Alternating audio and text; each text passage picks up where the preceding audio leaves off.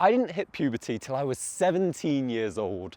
I didn't have a girlfriend until I was nearly 21, 22 years old. And I didn't lose my virginity till I was 23. I was the quintessential late bloomer. I was honestly starting to believe I was going to miss out on something that everyone else seemed to have. And there was going to be just me alone on my own whilst everyone else got that happy life. Fortunately, I didn't give up. And a few years later, things started to get really good for me. I started to have amazing friends, amazing relationships. And now to this day, I've done so successfully with this, I actually help other guys do the same.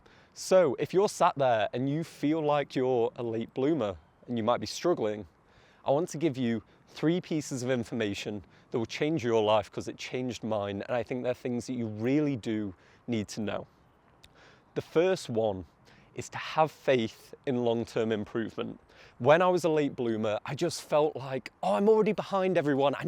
This needs to happen now because I'm already struggling. They're already doing all this. So what it made me want to do was kind of jump to the finish line. It's kind of like watching and looking around and seeing that everyone's got a house. So now, oh, I'm behind. Everyone's got a house. I need to build mine in a day. I've got no experience, but I need to build this house in a day. And think about how that would go. Like, you'd construct it, it would collapse on you, it'd probably kill you, if I'm not gonna lie, that is likely where this would go. And this is what happens for a lot of men. When they are late bloomers, they just feel behind and they're sore and it hurts, and I know because that was me. So I was that person wanting to jump to the finish line. And I've seen men do this when then they get caught up and jump into somebody else's life. I saw a guy kind of in his prime end up then jumping into a life where someone was in need. They already had the family set up, but the husband had stepped away and he just tried to jump to the finish line. And I felt really bad watching that because I know he's not truly that happy now. And that could have been me. So don't feel like you need to catch up with everyone else. Have faith that the small actions that you do build towards something more. That's what I had to tell myself when I was younger, looking in the mirror, not being happy with my life, knowing that the small actions of just going to the gym, improving myself, developing, being able to text a girl, doing these things actually contributes towards getting that relationship, getting that girlfriend as a late bloomer. The second thing is starting to say yes to imperfect opportunities. One of the things that happens as a late bloomer is, in addition to the first point, it's that we want this perfect thing. We've waited so long. We've gone through so much pain. We want that first relationship to be perfect because then it heals the wounds of the time we waited, because then we eventually got the perfect thing. The issue is, nothing's ever perfect. The perfect opportunity will never come. The perfect girl, none of it will ever come for you. And it's because you're holding out for something that doesn't exist. And I know that hurts. So it's starting to say yes to the imperfect opportunities that are around you because they will be there. Starting to go on that date with that person that you're not completely sure about, but they were kind of cute and sort of interesting. They're not the dream girl I've been fantasizing about for the last 10 years, but I thought they were quite cool. And funnily enough, that's kind of what happened to me. I was sat on my bed after going on a drunken night out, deciding whether I was going to turn up to this date that I'd agreed to go on with a girl that I'd met 2 days earlier. I couldn't really remember that well. I'd met her on a night out. You can tell this was my uni days because I was drunk quite a lot. And I was deciding whether to go on it. I was like, oh, I don't know. But I committed. I was like, it's not the perfect opportunity, but I'll go. Then I ended up having the best date going. It was so much fun. And then we dated for 2.5 years. And it was because I was willing to take that imperfect opportunity and operate from a position of, let's find out. Let's find out if this is the one for me. It doesn't have to be everything I've pictured, because what do I know? I've got no experience here. What do I know about what a perfect opportunity is?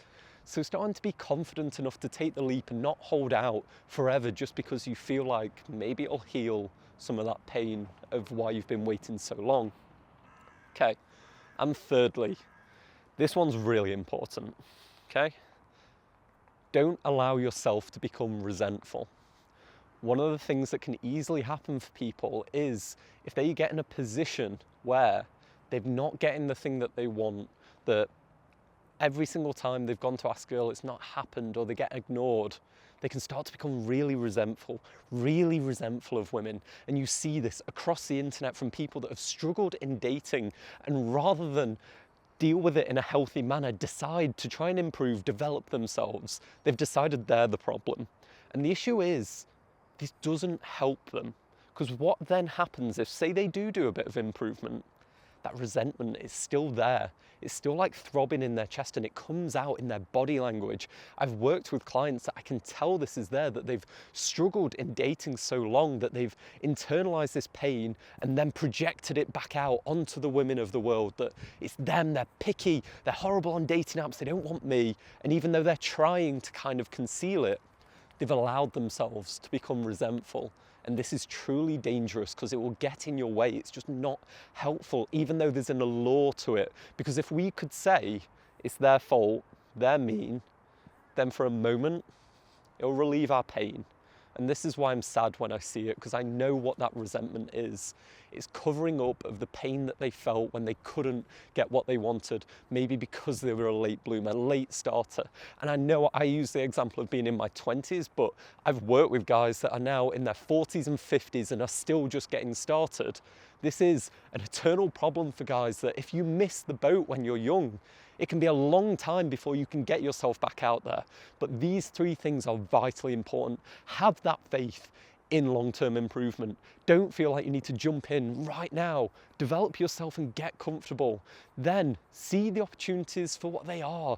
Opportunities for you to get more experience. It doesn't need to be perfect, but allow yourself to understand that it's never going to be perfect. And then finally, do not allow yourself to become resentful. It will become painful and it will bury you in toxic emotions. And honestly, men's ability to emotionally connect is the thing that I end up working with guys so much on. You'll be astonished how much of an impact this has on men and their dating. And if you want to know the one emotion that is way more toxic than the rest, there is one that screws guys over time and time and time again, and it is lethal. And if you're single and struggling, and you don't feel like you express yourself well to the world, you don't connect with women, and I guarantee it's this emotion tripping you up. So if you want to find out which one that is, check out this video here where I detail down the most toxic emotion for men in dating.